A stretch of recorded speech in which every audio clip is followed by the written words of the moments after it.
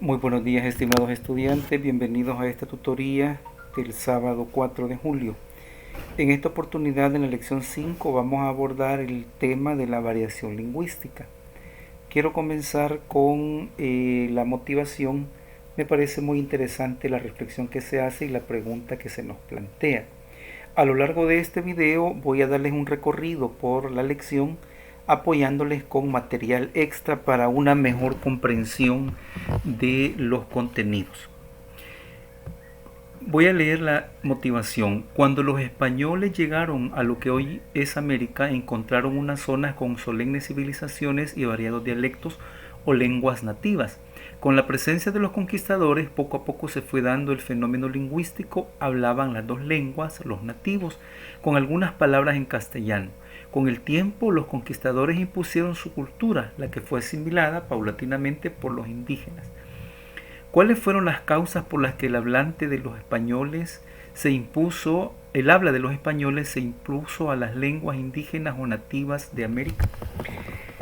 Este contexto y esta pregunta nos pone en referencia, nos pone en contexto a lo que va a ser el tema, la variación lingüística, porque sabemos que en la mayoría de países latinoamericanos se habla el español, pero no se habla de igual manera. Hay variaciones lingüísticas en cada uno de los países en relación con los otros. Espero sus comentarios sobre esta pregunta.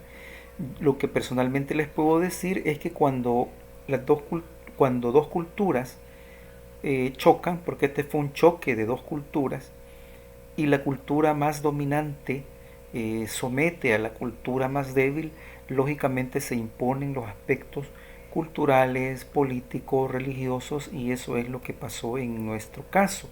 Sin embargo, hay otras variables de tipo cultural, de tipo psicológico, de tipo social que hicieron que al final se impusiera el idioma español. Rápidamente vamos a ver los indicadores de logros. Se espera que puedas identificar las variables lingüísticas del español en América, que expliques con esmero las causas y formas del cambio semántico en la lengua española, que analices un texto literario o no literario con rigor crítico para determinar la intención del autor o su ideología en contraste con sus propias ideas socioculturales. Sobre este último indicador de logro, lo que les presento es algunos ejercicios de lectura en la guía de trabajo para esta semana. Sobre el tema la variación lingüística, es importante resaltar que se refiere a las diferencias lingüísticas entre hablantes de un mismo idioma. Recordemos lo que dijimos, como el idioma español se habla en toda Latinoamérica, pero lógicamente hay variantes, hay diferencias en la forma en que se habla en Colombia, con la que se habla en Guatemala, en El Salvador, etc. ¿Por qué se dan las variaciones? Voy a referirme solo a una, que es al grado de que las lenguas no todas tienen el mismo grado de desarrollo. No son estáticas, en cada generación, país o época son enriquecidas. Es decir, que nuestro lenguaje no es estático, evoluciona, cambia, se enriquece, y eso depende de los avances, de los cambios que se dan en otras áreas de la vida del ser humano, como la ciencia, la tecnología, la sociedad, la cultura. Más abajo vas a encontrar de qué dependen esas variaciones lingüísticas. Y sobre este tema también ya les había mandado un video anterior que amplía suficientemente este tema. Me voy a referir nada más a mencionar en este caso que eso depende de varios usos y costumbres regionales. Por ejemplo, en nuestro medio no es muy común que usemos el tú, utilizamos más el vos. No es común que utilicemos el vosotros, utilizamos el ustedes. Y también que nuestro español está muy enriquecido con términos provenientes del náhuatl. Más abajo te presenta el módulo un fragmento de Alfredo Espino donde podemos ver claramente cómo hay variantes en la forma en que utilizamos el lenguaje. Por ejemplo, aquí dice, quizás ya no venga, no se ha dado cuenta. Aquí hay una contracción, en lugar de decir no se ha dado cuenta. Más abajo en el mismo texto hay otro ejemplo, espero que lo puedas leer detenidamente. Los neologismos, sobre este tema es muy bonito y lo quisiera ampliar apoyándome con otro material que tenemos acá. Veámoslo. Los neologismos los utilizamos cotidianamente. La lengua crea nuevas palabras. Esos son los neologismos, mediante mecanismos internos a la propia lengua, por derivación, por composición y para síntesis, de manera simple, de manera compuesta, de manera derivada o de manera parasintética. Otros procedimientos de formación de neologismos, las siglas, por ejemplo, cuando formamos palabras utilizando la primera letra de cada una de esas palabras y se nos vuelve común decir anda, decir cel, decir is. Los acrónimos, que son palabras que se usan con iniciales o no iniciales. Por ejemplo, decimos CAPRES por Casa Presidencial, ¿verdad? Decimos PAES por Prueba de Aprendizajes y Aptitudes. Acortamiento consiste en la reducción de una palabra. Apócope por eliminación de fonemas finales, por ejemplo, foto por fotografía, bici por bicicleta, tele por televisión, etc. Aféresis por la eliminación de los fonemas finales. Nando por Fernando. Opónimos, uso de un nombre propio de un objeto común por su relación con los orígenes de la lengua de la nueva palabra. Por ejemplo, Julios, América, quijotesco. Tipos de préstamos. Por ejemplo, en los extranjerismos, adaptados, sin adaptar, cenismos, calcos semánticos y siglas. Tipos de préstamos según su comportamiento. Por ejemplo, los extranjerismos no adaptados son palabras originarias de otras lenguas que no se han adaptado a la ortografía de la lengua receptora. Su pronunciamiento o su pronunciación, depende del conocimiento de la lengua de origen que tenga el hablante. Por ejemplo, cuando hablamos algunas palabras en inglés, pues probablemente no las pronunciemos adecuadamente porque desconocemos esa lengua. Su ortografía debe ir en cursiva o entre comillas para indicar que no es de nuestro idioma. Hardware, eau de toilet, pizza, holding. Son algunos ejemplos. Extranjerismos adaptados a las reglas de la lengua receptora. Por ejemplo, chalet, goal por aparcar, part, yogurt. Cenismos hace referencia a una realidad ajena a la lengua y a la comunidad receptora que es capaz de encontrar un equivalente. Por ejemplo, lord, samurai, sir, burka, ayatola, talibán, yihad, sari, troika. Cálculos semánticos, palabras de origen extranjero con el léxico de nuestra propia lengua. Por ejemplo, jardín de infancia, del alemán kindergarten. Hora feliz por happy hour y asesino en serie por serial killer. Siglas de acrónimos de lenguas extranjeras que normalmente aparecen explicadas entre paréntesis. Sigamos con la lección. Tenemos además de los neologismos, en los cambios semánticos se me había olvidado mencionar que también existen los famosos las famosas regionalismos. Los regionalismos y en nuestro caso los famosos salvadoreñismos, que es lo que utilizamos constantemente en un lenguaje no estandarizado, pero que lo utilizamos. Veamos algunos salvadoreñismos. Por ejemplo, si somos observadores, tenemos palabras como achis, a huevo, ajolotado, apiarse, payunco, volado, cabuda, cacazo, cachimbo, cachimbiar, chejey, chirilicas, chota, chotear y chucho. No me voy a detener en leer el significado porque ustedes perfectamente lo conocen, ¿verdad? Vamos a regresar a la lección.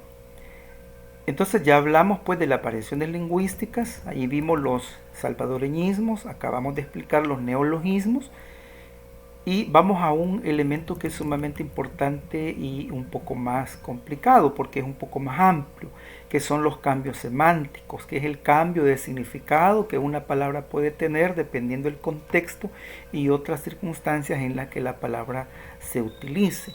Para eso me voy a apoyar en un material que vamos a mostrar acá. tenemos los cambios semánticos. Una reflexión. Cada palabra, por humilde que sea, nos sitúa frente a una encrucijada de cambios y cualquier dirección que se emprenda puede ser válida. Es decir, que una palabra, dependiendo de la intención, dependiendo del contexto, dependiendo el uso que se le dé, así puede tener algún significado. A eso se refiere el cambio semántico. Veamos entonces los cambios semánticos y cuáles son las causas. Por distintas causas, las palabras pueden variar su significado con el paso del tiempo. A este fenómeno se le conoce como cambio semántico. Las causas pueden ser históricas y sociales, psicológicas y lingüísticas. Las causas históricas y sociales se da por las transformaciones tecnológicas, los avances tecnológicos, las transformaciones económicas, los cambios ideológicos, políticos, etc. Hay palabras que ya no se utilizan, por ejemplo, mancebo por chico joven, mancebía por prostíbulo, por decir dos ejemplos. También el cambio semántico por adaptación a un nuevo contexto, por ejemplo, coche. Antiguamente se refería a un carruaje de tracción animal y ahora pues decimos vehículo o automóvil. Ya no utilizamos tanto la palabra coche sino automóvil. También ha ido cambiando el significado de la palabra por adaptación a un nuevo contexto. Por ejemplo, prensa. Originalmente era el nombre de un instrumento que servía para comprimir algo entre dos planchas.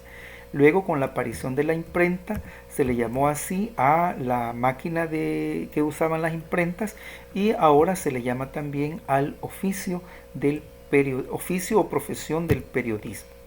Cambio de significado, recuperación y adaptación de una palabra olvidada. Por ejemplo, azafata, que viene del árabe azafat, que era la cesta, bandeja o canastilla para transportar objetos.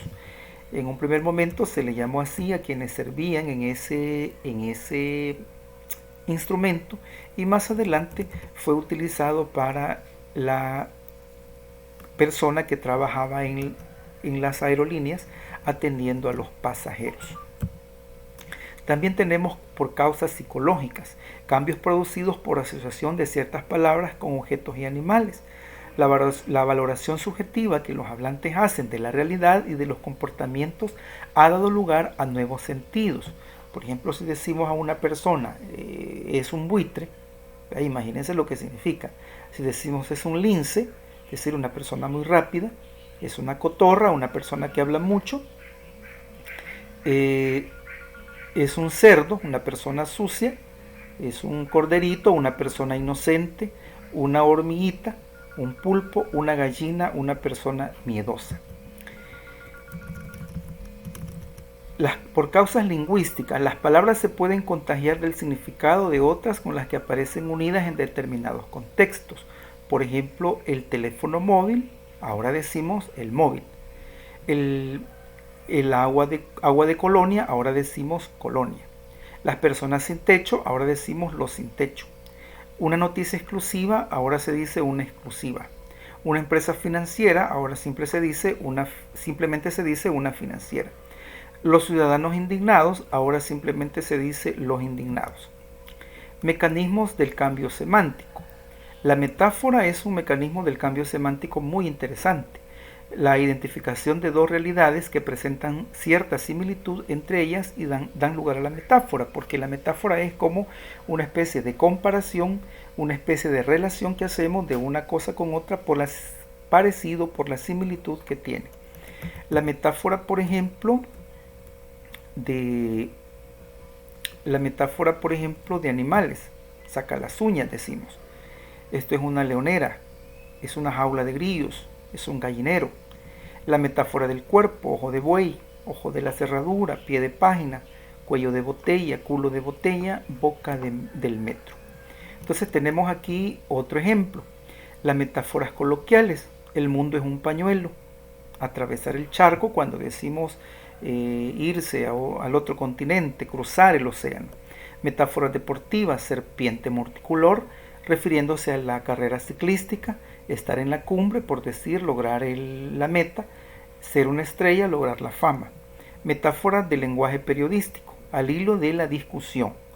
Arco parlamentario, paquete de medidas, paraíso fiscal, tren de vida, circo mediático, cadena humana, escalada de precios, tormenta política, escudos humanos, alud de protestas, ríos de sangre.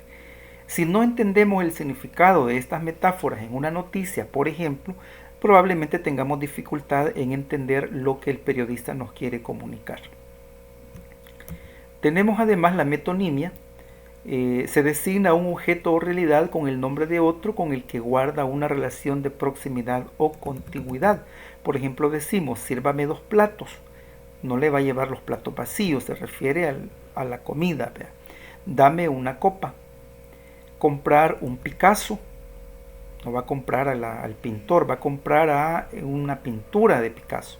Leer un Cervantes, no va a leer a Cervantes el escritor, sino una de sus obras. El singular por el plural. El argentino es muy conversador, el salvadoreño es muy trabajador. Al decir el salvadoreño se refiere a toda la población del Salvador. Y así tenemos más ejemplos de metonimias. La sinécdoque, que también es una especie de metonimia, que se produce cuando nombramos un todo con el propósito de referirnos a algo en particular. Por ejemplo, decimos, tocamos a 2 por cabeza, persona, ¿verdad? Esta ciudad tiene 20.000 almas, refiriéndose a las personas. Pedir la mano de la novia, la mano, pero está pidiendo toda su humanidad, ¿verdad? El botones del hotel, fuga de cerebros, los cascos azules, etc. También tenemos en la lección de este sábado el eufemismo y tabú. En ocasiones ciertas palabras que no suelen decirse por prejuicios sociales o religiosos o políticos, que son los tabú, se sustituyen por otras que disimulan la realidad, es decir, el eufemismo. Es decir, la palabra eufemismo se refiere a decir algo que podría parecer pesado, grosero, se dice de una manera más suave, más aceptable socialmente. Tabú es un término polinesio que significa sagrado, prohibido. Y eufemismo es un término procedente del griego, deu, bien, y femo, hablar, hablar bien. Los ámbitos más propicios del eufemismo son el sexo, las necesidades fisiológicas, las enfermedades, la política, la religión y la muerte. Por ejemplo, para referirnos a las enfermedades podemos decir enfermedad terminal, manicomio, demente, para no decir cáncer, clínica psiquiátrica o loco. Para la muerte, en lugar de decir muerte, decimos irse al otro barrio, pasar a mejor vida, emprender el viaje, descansar, despedirse. En cuanto al sexo, decir partes íntimas, trabajadoras sexuales, por otras palabras que nosotros bien conocemos.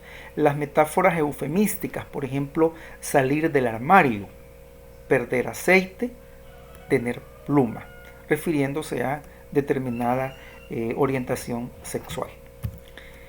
En la política y en la sociedad hay términos también que se dicen de forma eufemística. En la imagen que tenemos aquí, el Señor dice, a continuación paso a relatarles el índice de crecimiento negativo de personas imposibilitadas de ocupación retribuida. En otras palabras, el listado de personas despedidas. Tener estos ejemplos, también decir agentes de movilidad por policía municipal, empleada o asistenta del hogar por criada. Se oye muy feo, ¿verdad? Decir criada, entonces mejor decimos empleada del hogar. Conflicto laboral en lugar de decir huelga. Expediente de regulación en lugar de decir despido. Tercera edad en lugar de decir vejez. Y así otros términos que socialmente es más suave decirlo de esa manera, lo estamos diciendo de forma eufemística. Bien, terminamos con el módulo y al final tenemos el proceso de leer. Para abordar este término del proceso de leer les he puesto algunos textos en la guía para que ustedes puedan leerlo. Recuerden leer pausado, leer con la entonación adecuada, haciendo preguntas sobre el texto, qué quiere decir, qué es lo que comunica, a qué se refiere. De esa manera vamos a tener una mejor comprensión lectora. Decirles que para mejorar nuestro proceso de leer no hay mejor técnica que leer, leer y leer constantemente. Si no leemos, difícilmente vamos a mejorar nuestra comprensión lectora, así como la fluidez y la entonación en lo que leemos.